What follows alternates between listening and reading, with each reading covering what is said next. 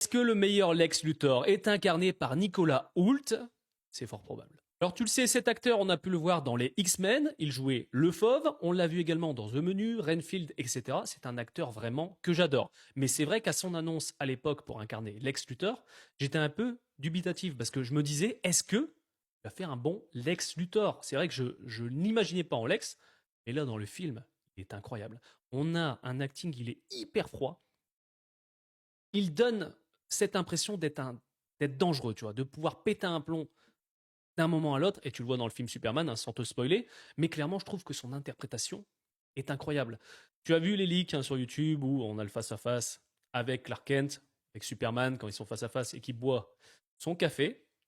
Je trouve que le jeu d'acteur est incroyable et j'adore ce Lex Luthor. J'ai hâte de voir son évolution aussi dans l'univers de DC Studios, parce que là, tu te dis qu'il a fait une belle prestation. Mais là, avec ce qu'il va nous proposer, ça va être incroyable. Parce que forcément, le personnage va évoluer. J'adorais la version qu'on avait bien sûr dans la Snyderverse de Zack Snyder. Alors, de mémoire, c'est Jesse Eisenberg. J'adorais. J'adorais sa version, mais une version qui était quand même bien différente. Par exemple, on peut parler de la série Smallville avec Michael Rosenbaum, qui pour moi est clairement l'un de mes meilleurs Lex Luthor. Je le kiffe vraiment, surtout que je m'en mate Smallville en ce moment.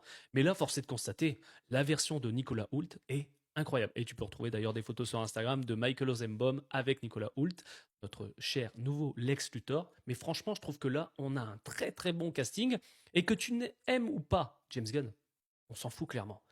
Pense aux personnages, les personnages sont hyper bien adaptés. Et dis-toi une chose, hein, chaque film chez DC Studios aura vraiment un ton différent.